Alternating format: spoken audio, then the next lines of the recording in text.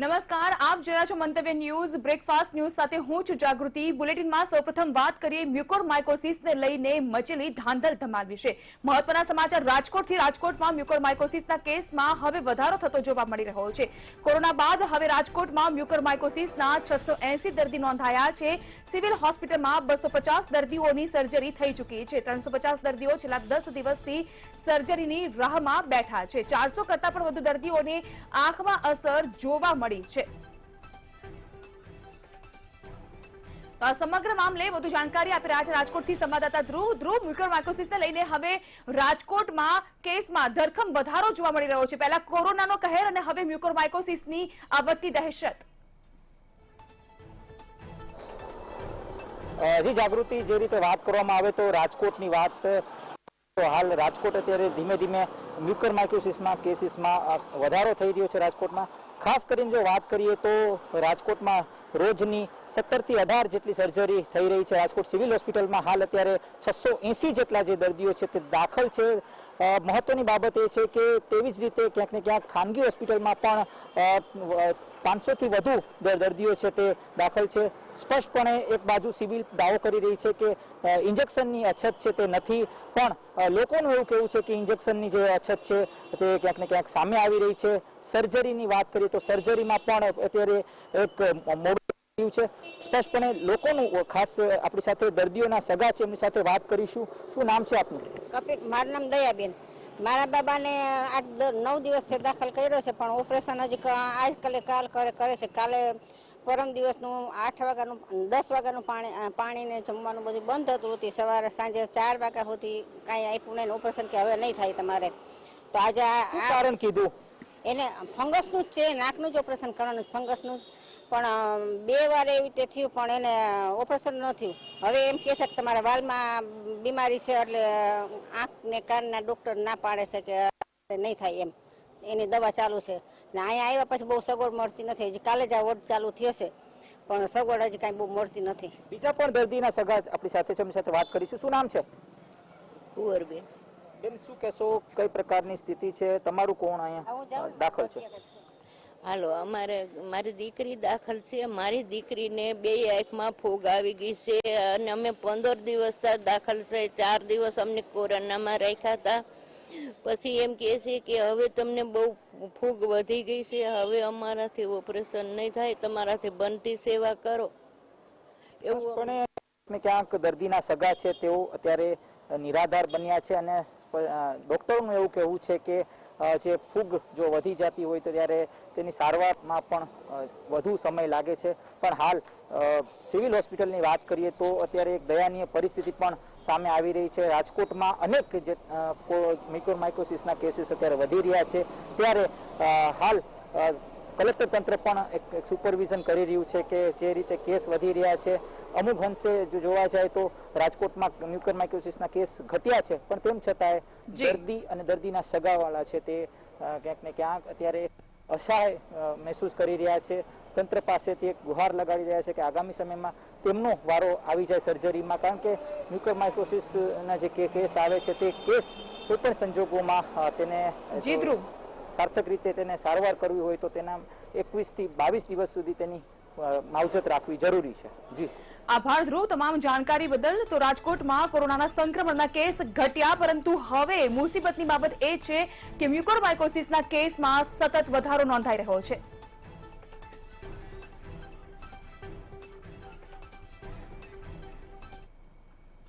તો હવે રાજ્યમાં મ્યુકોરમાઇકોસિસની મુસીબત વધી રહી છે। વાત જો સુરતની કરવામાં આવે તો મળતી માહિતી અનુસંધાનમાં સુરતમાં મ્યુકોરમાઇકોસિસને કારણે 4 દર્દીઓ મોતને ભેટ્યા છે। નવા 4 દર્દી દાખલ થયા છે। સુરતમાં 2 અને સ્મીમેર હોસ્પિટલમાં છેલ્લા 24 કલાક દરમિયાન 4 દર્દી નવા દાખલ થયા છે। કુલ 176 દર્દી હાલ સારવાર હેઠળ છે, જેમાં શહેરમાં કુલ મૃત્યુ આંક અત્યાર સુધીનો 26 સુધી પહોંચ્યો છે। 14 જેટલા દર્દીઓની સર્જરી કરી દેવામાં આવી રહી છે। સ્મીમેર અને સિવિલ હોસ્પિટલમાં 14 દર્દીઓની સારવાર કરવામાં આવી રહી છે। તો આ સમગ્ર ઘટનાને લઈને સુરતથી જોડાઈ ચૂક્યા છે સંવાદદાતા સંજય। સુરતની જો વાત કરવામાં આવે તો મ્યુકોરમાઇકોસિસની દહેશત હવે સુરતમાં પણ જોવા મળી રહી છે। વધુ 4 દર્દીઓના મૃત્યુ, સુરતની સ્થિતિ કેવી? સુરત શહેરની વાત કરીએ તો સુરત શહેરમાં કોરોના પોઝિટિવનો આંકડો 300થી નીચે આવી ગયો છે, પરંતુ મ્યુકોરમાઇકોસિસની દહેશત, મ્યુકોરમાઇકોસિસની જે ઘાતકતા છે એ સુરતમાં જોવા મળી રહી છે. કારણ કે સુરત શહેરમાં ગઈકાલે એક દિવસમાં જ 4 લોકો મ્યુકોરમાઇકોસિસનો ભોગ બની ચૂક્યા છે. એટલે કુલ મૃત્યુઆંક 26 પર પહોંચ્યો છે. અને સુરત નવી સિવિલ હોસ્પિટલ, સુરત મહાનગરપાલિકા સંચાલિત સ્મીમેર હોસ્પિટલ અને ખાનગી હોસ્પિટલો મળીને કુલ 176 જેટલા દર્દીઓ હાલ સારવાર હેઠળ છે. ત્યારે સુરત મહાનગરપાલિકા કમિશનર BN પાનીએ જણાવ્યું હતું કે સુરતમાં તમામ મ્યુકોરમાઇકોસિસના જે દર્દીઓ છે તેમના માટે પૂરતા પ્રમાણમાં ઇન્જેક્શનનો જથ્થો આવી ચૂક્યો છે. એટલે એક આશા એ બંધાઈ રહી છે કે આવનારા દિવસોમાં મ્યુકોરમાઇકોસિસથી મૃત્યુનો જે આંક સતત વધી રહ્યો છે એ નીચો લાવવામાં પ્રશાસનને સફળતા મળશે અને મ્યુકોરમાઇકોસિસના દર્દીઓ વહેલા સાજા થઈ ઘરે પહોંચે એ દિશામાં કામગીરી હાલ તો કરવામાં આવી રહી છે. પરંતુ મ્યુકોરમાઇકોસિસનો જે રોગ છે એ ખૂબ જ ઝડપથી ફેલાઈ રહ્યો છે અને નવા દર્દીઓનો ઉમેરો થઈ રહ્યો છે. 4 લોકો ગઈકાલે મૃત્યુને ભેટ્યા છે, 26 જેટલો મૃત્યુઆંક થયો છે. ત્યારે પ્રશાસનની ચિંતા વધે એ વ્યાજબી છે, પરંતુ સાથે સાથે લોકોને પણ તકેદારી રાખવા માટે એક અપીલ સુરત મહાનગરપાલિકા કરી રહી છે અને મ્યુકોરમાઇકોસિસ સામે જે નવો જંગ જે છેડાયો છે તેમાં વહેલી તકે સફળતા મળે એ દિશામાં પ્રયાસો કરવામાં આવી રહ્યા છે. આભાર સંજય, સુરતની સ્થિતિ જણાવવા બદલ. તો સુરતમાં પણ હવે મ્યુકોરમાઇકોસિસની મુસીબતને કારણે વધુ 4 દર્દીઓ મોતને ભેટ્યા છે અને સુરતમાં મનપા દ્વારા લોકોને તકેદારી દાખવવા માટે અપીલ કરવામાં આવી રહી છે. બીજી બાજુ સુરતના મ્યુનિસિપલ કમિશનરે પણ કહ્યું છે કે પૂરતા પ્રમાણમાં ઇન્જેક્શનનો જથ્થો મળતા હવે દર્દીઓની સારવારમાં પણ રાહત મળશે. અને હવે વાત કરીએ કોરોના કાળ અંગે.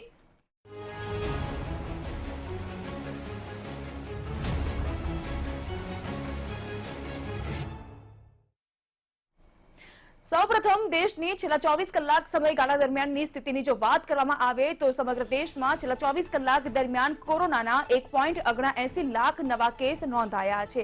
આ આપણે વાત કરી રહ્યા છીએ છેલ્લા 24 કલાકના સમયગાળા દરમિયાનની. આ સાથે છેલ્લા 24 કલાક દરમિયાન 2.64 લાખ જેટલા દર્દીઓ ડિસ્ચાર્જ થઈને ઘરે પરત ફર્યા છે. તો વળી 3556 દર્દીઓના મૃત્યુ છેલ્લા 24 કલાક દરમિયાન નોંધાયા છે. આ દેશની સ્થિતિ છે કે જ્યાં કોરોના મહામારીમાં હવે કુલ નવા નોંધાતા કેસની સામે રિકવરી રેટ હવે સુધરી રહી છે. એક્ટિવ કેસનો આંક 23.27 લાખ પર. છેલ્લા 1.5 વર્ષથી વધુનો સમય વીતી ગયો છે, પરંતુ કોરોનાની મહામારી સામે સમગ્ર વિશ્વ હજુ પણ જજીવી રહ્યું છે. તેવા સંજોગોમાં છેલ્લા 24 કલાક દરમિયાન 5,32,674 નવા કેસ નોંધાયા છે. આ સાથે જ જો કુલ મૃત્યુની વાત કરીએ તો 11,525 દર્દીઓ છેલ્લા 24 કલાક દરમિયાન મૃત્યુ પામ્યા છે. આ સાથે જ હવે કુલ એક્ટિવ કેસનો આંક પહોંચ્યો છે 1.48 કરોડને પાર. અને તેની સાથે જ જે પ્રકારની વિગતો મળી રહી છે તેના અનુસંધાનમાં કુલ કેસની સંખ્યા પહોંચી છે 16.96 કરોડ પર. હવે ગુજરાત રાજ્યની જો વાત કરવામાં આવે તો છેલ્લા 24 કલાક દરમિયાન જે નવા કેસ નોંધાયા છે તેમાં 2,869 નવા કેસની સામે 33 દર્દીના મૃત્યુ, 9,302 દર્દીઓ ડિસ્ચાર્જ થયા છે. અમદાવાદની વાત કરીએ તો 338 નવા કેસની સામે 6 દર્દીઓના મૃત્યુ અને 3,807 જેટલા દર્દીઓ ડિસ્ચાર્જ થઈ ચૂક્યા છે. વાત સુરતની 2 દર્દીઓના મૃત્યુ થયા છે, 208 નવા કેસ નોંધાયા છે અને 492 લોકો પરત ફર્યા છે ડિસ્ચાર્જ થઈને. વાત વડોદરાની તો વડોદરામાં 464 દર્દી ડિસ્ચાર્જ થયા છે છેલ્લા 24 કલાક દરમિયાન અને 375 નવા કેસની સામે 2 દર્દીના મૃત્યુ.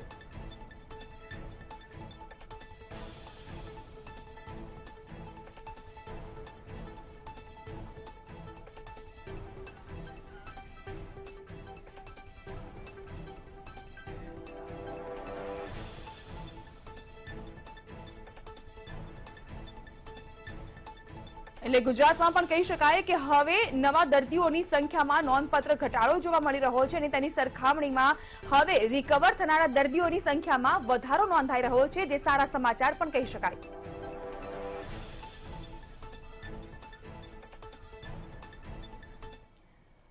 મહત્વના સમાચાર સામે આવી રહ્યા છે તેના અનુસંધાનમાં રાજ્ય સરકારે જે પ્રકારની જાહેરાત કરી છે તેને લઈને હવે હોટલ સંચાલકોને રાહત મળશે, કારણ કે 36 શહેરોમાં આજથી ટેક અવેની સુવિધા રાતના 9 વાગ્યા સુધી અમલી બનશે, એટલે કે 1 કલાકની સમય મર્યાદા વધારી દેવામાં આવી છે અને આજથી આ નિયમ 4 જૂન સુધી અમલી રહેશે, જેને કારણે હવે હોટલ અને રેસ્ટોરન્ટ સંચાલકોને આંશિક હાશકારો પણ થશે, કારણ કે આ પહેલા 8 થી સવારના 6 વાગ્યા સુધી રાત્રિ કર્ફ્યુ હતો, પરંતુ હવે રાત્રિ કર્ફ્યુ 1 કલાક ઘટાડો કરતા 9 વાગ્યા સુધી ટેક અવેની સુવિધા અમલી બનાવવામાં આવી છે.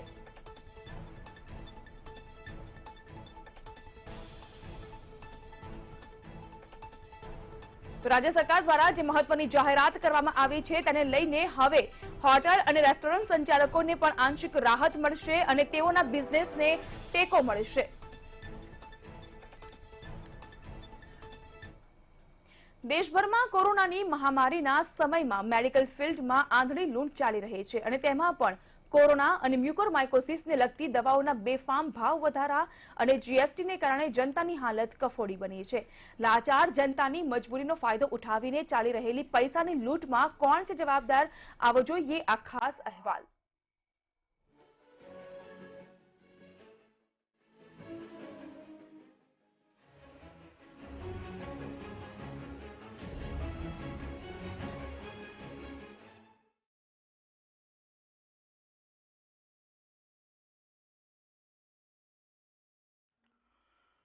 શું તમે ક્યારેય વિચાર્યું છે કે કોરોના કાળમાં મોટાભાગની દવા અને ઇન્જેક્શન હોસ્પિટલ કે મેડિકલ સ્ટોરમાં નથી મળતા, પણ બ્લેક માર્કેટમાં થોડા વધુ પૈસા આપવાથી કેમ મળી જાય છે?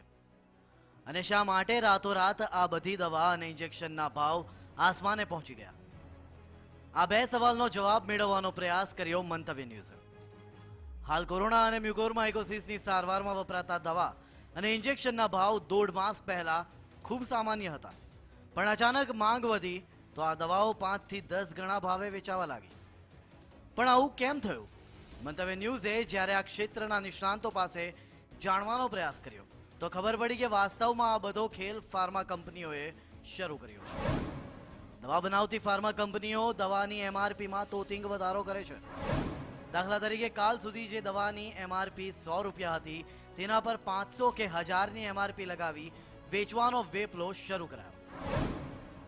લોકો પણ મજબૂરીમાં મોંઘી દવા લેવા મજબૂર બન્યા. બીજી વાત એ કે ફાર્મા કંપની બારોબાર દવા વેચી લે છે. સરળ શબ્દોમાં કહીએ તો ફાર્મા કંપની પોતાની દવા હોલસેલર અને રિટેલર સુધી પહોંચવા જ નથી દેતી. તેના બદલે બારોબાર દવા અને ઇન્જેક્શન વેચી મોટો માલ કમાય છે. મ્યુકોરમાઇકોસિસના ઇન્જેક્શન છે એ મળતા નથી, એટલે સખત તકલીફ પડે. કાળાબજારી બી થઈ શકે, પણ જો એને કરતાં મેડિકલ સ્ટોરમાં જો અવેલેબલ કરાવે તો એનાથી અમે દરેક ગ્રાહકને આપી શકીએ, પ્લસ કાળાબજારી નહીં થાય, રાહત દરે બી મળી શકશે. હવે સવાલ એ થાય કે શું દવાના આ બેફામ ભાવ વધારાને કંટ્રોલ ન કરી શકાય? ચોક્કસ કરી શકાય. તો કેવી રીતે? દવા અને ઇન્જેક્શનની એમઆરપી ફિક્સ કરવાની જવાબદારી હોય છે નેશનલ ફાર્માસ્યુટિકલ પ્રાઇઝિંગ ઓથોરિટીની. પણ દુર્ભાગ્ય એ વાતનું છે કે કોરોના કાળના 1.5 વર્ષમાં ઓથોરિટીની કામગીરી નિષ્ક્રિય રહી. ઉપરથી સરકાર પણ દવા પર લેવાતો 12 થી 18% ટેક્સ જતો કરવા તૈયાર નથી. આથી જો દવાની કિંમત ઘટાડવી હોય તો સૌપ્રથમ દવાની એમઆરપી પર કંટ્રોલ કરવો પડશે. બેફામ લૂંટતી ફાર્મા કંપની સામે કાર્યવાહી કરવી પડશે. દવાની એમઆરપી ફિક્સ કરવી પડશે અને સરકારે કોરોના માટે વપરાતી દવાઓ પર કોરોના કાળ સુધી 12 થી 18%નો સરકારી ટેક્સ માફ કરવો પડશે.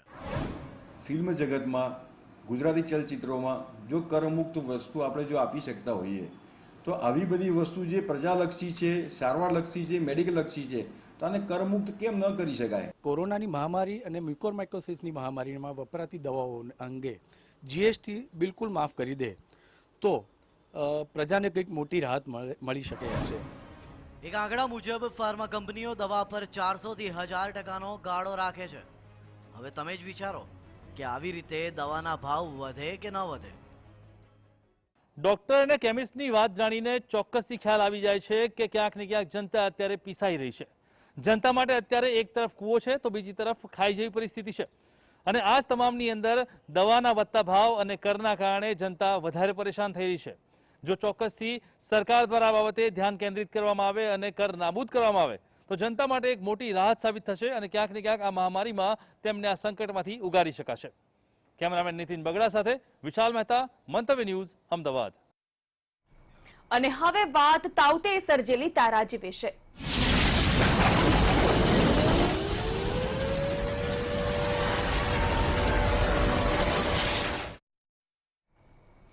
મહત્વના સમાચાર સામે આવી રહ્યા છે. તાઉતે વાવાઝોડું આવીને નીકળી ગયું, પરંતુ તેની અસર હજુ પણ 11મા દિવસે જોવા મળી રહી છે, કારણ કે રાજુલા સહિતના 72 ગામ એવા છે કે જ્યાં હજુ પણ અંધારપટ છવાયેલો છે.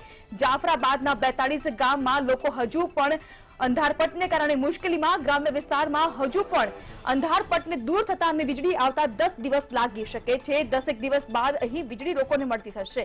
વીજ કંપનીના કર્મચારીઓ દ્વારા સતત કામગીરી કરવામાં આવી રહી છે. ખેડૂતોના ખેતરોમાં પણ હજુ સુધી સર્વે કરવામાં નથી આવ્યા. નુકસાનીના સર્વે બાદ ખેતરોમાં વીજળી મળશે તે પ્રકારની મહત્વની વિગતો મળી રહી છે.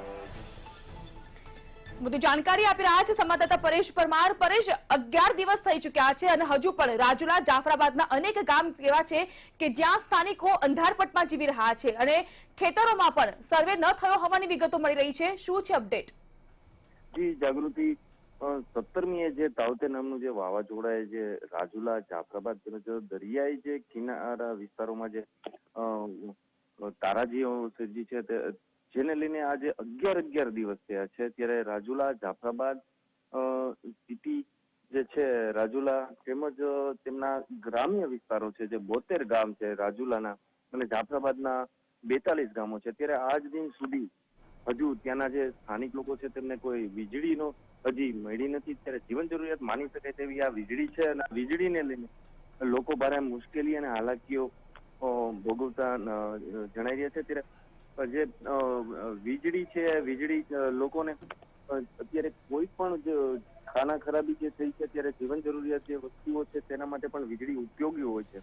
ત્યારે લોકો ત્યાંના લોકોની ઉપર જે તાઉતે વાવાઝોડાએ જે તારાજી સર્જી છે ત્યારે કોઈ મકાનો ધરાશયી થઈ ગયા છે, કોઈને ખાવા પીવાની કોઈ ઘરવકરીઓ રહી નથી, પહેરવા ઓઢવા માટે અમુક કપડાઓ પણ. અત્યારે જે સંસ્થાઓ છે જે સંસ્થાઓના લોકો મદદે તો પહોંચ્યા છે, લોકોને રાશન કીટો સહિતની અમુક ઉપયોગી જીવન જરૂરિયાત વસ્તુઓ મદદે પહોંચ્યા છે. ત્યારે આ PGVCLની હાલ 11 દિવસ થયા છતાં પણ આજ દિન સુધી લાઇટ ન હોવાથી લોકો અત્યારે ભારે મુશ્કેલી અને પરેશાનીઓ વેઠી રહ્યા છે. ત્યારે સ્થાનિક લોકોમાંથી એવી પણ વાતો મળી રહી છે કે હાલમાં વીજળી અમને અંદાજિત 10 થી 15 દિવસ જેવો સમય લાગશે વીજળી અમને મળશે. કારણ હજી અમુક જે વિસ્તારો છે ત્યાં હજી PGVCLના જે પોલો છે એ પણ પડ્યા છે. ખેડૂતોના ખેતરોમાં પણ એમને પોલ પડ્યા છે. ત્યારે એમના પણ સર્વે હાથ ધરાશે, ત્યારબાદ થશે. ત્યારે આ વીજળી માટે લોકો ભારે મુશ્કેલીઓ વેઠી રહ્યા છે. જી આભાર પરેશ તમામ જાણકારી બદલ. તો રાજુલા, જાફરાબાદ સહિત અનેક એવા ગામડા છે કે જ્યાં વાવાઝોડાના 11 દિવસ બાદ પણ અંધારપટની સ્થિતિ જોવા મળી રહી છે.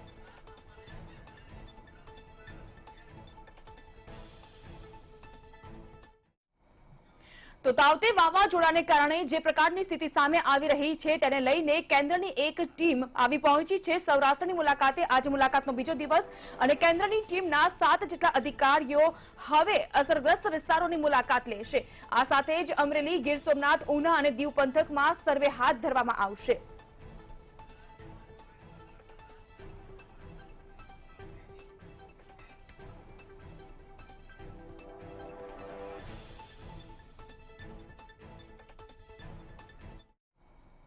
બુલેટિનમાં આગળ વધીએ અને વાત કરીએ વરસાદી માહોલ અંગે. તો મળતી વિગત અનુસંધાનમાં રાજ્યમાં 24 કલાકમાં 7 તાલુકામાં વરસાદ નોંધાયો છે. હવામાન વિભાગે જે પ્રકારે આગાહી કરી હતી કે 21 જૂનથી વિધિવત રીતે ચોમાસાનો પ્રારંભ થશે, પરંતુ તે પહેલા પાટણના સિદ્ધપુરમાં સૌથી વધુ 2.5 ઇંચ વરસાદ નોંધાઈ ચૂક્યો છે. સિદ્ધપુરમાં નીચાણવાળા વિસ્તારમાં વરસાદી પાણીનો ભરાવો.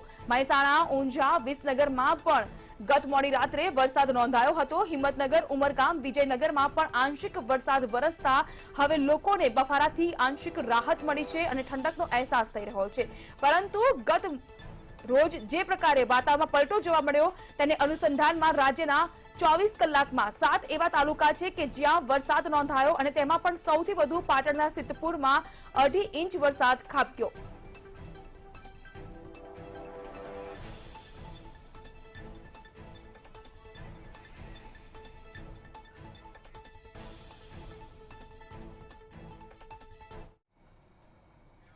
મહત્વના સમાચાર સામે આવી રહ્યા છે પ્રી મોન્સૂન એક્ટિવિટીને લઈને તો રાજ્યમાં પ્રી મોન્સૂન એક્ટિવિટીની શરૂઆત થઈ ગઈ છે. રાજ્યના અનેક વિસ્તારમાં છૂટો છવાયો વરસાદ નોંધાયો છે. સૌરાષ્ટ્ર અને ઉત્તર ગુજરાતમાં વરસાદી માહોલ જામ્યો છે. ગઈકાલે છૂટો છવાયો વરસાદ નોંધાયો હતો. આગામી 2 દિવસ પણ વરસાદી માહોલ રહે તે પ્રકારની વિગતો સામે આવી રહી છે. સૌરાષ્ટ્ર, દક્ષિણ ગુજરાત, ઉત્તર ગુજરાતમાં વરસાદ નોંધાઈ શકે છે. આ સાથે જ હવામાન વિભાગે જાહેરાત કરી દીધી છે કે 21 જૂનથી સત્તાવાર રીતે ચોમાસાનું આગમન થશે, પરંતુ અત્યારથી જ રાજ્યમાં પ્રી મોન્સૂન એક્ટિવિટીની શરૂઆત થઈ ચૂકી છે. કારણ કે ગઈકાલે રાજ્યના અનેક ભાગમાં છૂટો છવાયો વરસાદ નોંધાયો હતો અને પાટણના સિદ્ધપુરમાં સૌથી વધુ ગઈકાલે 2.5 ઇંચ જેટલો વરસાદ નોંધાઈ ચૂક્યો છે. સૌરાષ્ટ્ર અને ઉત્તર ગુજરાતમાં વરસાદી માહોલ જોવા મળ્યો હતો, ત્યારે આગામી 2 દિવસ પણ વરસાદી માહોલ યથાવત રહેશે. સૌરાષ્ટ્ર, દક્ષિણ ગુજરાત અને ઉત્તર ગુજરાતમાં હવે વરસાદ નોંધાય તેવી વકી.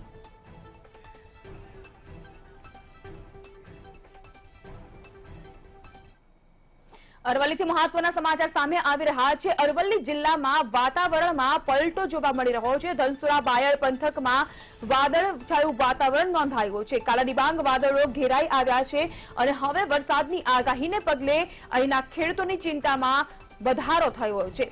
કારણ કે અરવલ્લીમાં પહેલા જ તાવતેને કારણે નુકસાન વેઠવાનો વારો આવ્યો અને બીજી વખત હવે જ્યારે આ વરસાદની આગાહી છે અને વાતાવરણ બદલાયું છે, તેવા સંજોગોમાં હવે ખેડૂતોની ચિંતામાં સતત વધારો થઈ રહ્યો છે.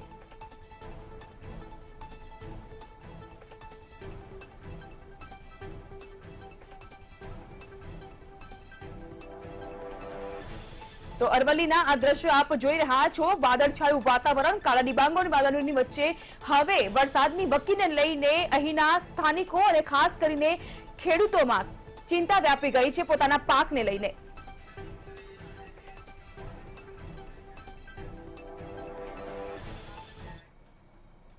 વાત કરીએ આજે મળનારી જીએસટી કાઉન્સિલની મહત્વની બેઠક અંગે. મહત્વના સમાચાર સામે આવી રહ્યા છે. નાણાપ્રધાન નિર્મલા સીતારમણની અધ્યક્ષતામાં જીએસટી કાઉન્સિલની મહત્વની ઓનલાઈન બેઠકનું આજે આયોજન થયું છે કે જેમાં ગુજરાતના નાણાપ્રધાન નીતિન પટેલ પણ વિડીયો કોન્ફરન્સના માધ્યમથી જોડાશે. તમામ રાજ્યો અને કેન્દ્રશાસિત પ્રદેશના નાણાપ્રધાન આ જીએસટી કાઉન્સિલની ઓનલાઈન બેઠકમાં ઉપસ્થિત રહેશે. કોરોના વેક્સિનના ભાવ સહિતના મુદ્દે ચર્ચા વિચારણા થાય તેવી પ્રબળ શક્યતા જોવા મળી રહી છે. મહત્વનું છે કે આજે નિર્મલા સીતારમણની અધ્યક્ષતામાં જીએસટી કાઉન્સિલની ઓનલાઈન મહત્વની બેઠક.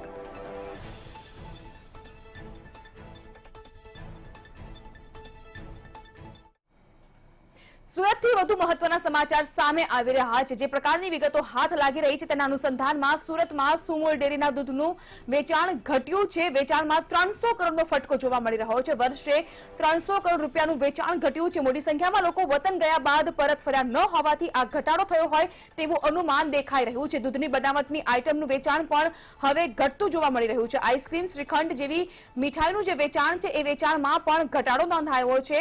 સુમૂલ દૂધના ભાવમાં પણ હવે વધારો કરવામાં આવે તેવી શક્યતાઓ દેખાઈ રહી છે.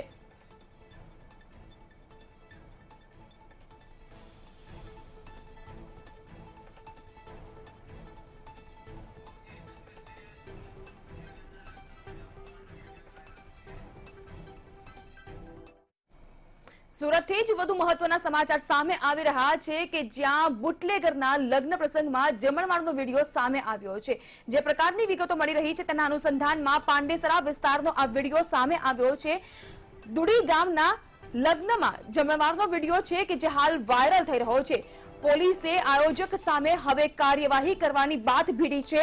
નિયમોનો ભંગ કરનાર સામે હવે કાનૂની કાર્યવાહી કરવામાં આવશે. સુરતની આ ઘટના છે કે જ્યાં પાંડેસરા વિસ્તારના દુડી ગામમાં બુટલેગરના લગ્નના જમણવારનો વિડીયો વાયરલ થયો છે. કારણ કે નિયમોનો ભંગ કરવામાં આવ્યો છે અને આ વિડીયો વાયરલ થતાની સાથે જ હવે પોલીસે આયોજક સામે કાર્યવાહી હાથ ધરી છે અને જેટલા પણ લોકો જવાબદાર હશે તે લોકોની સામે કાયદેસરની કાર્યવાહી હાથ ધરાશે.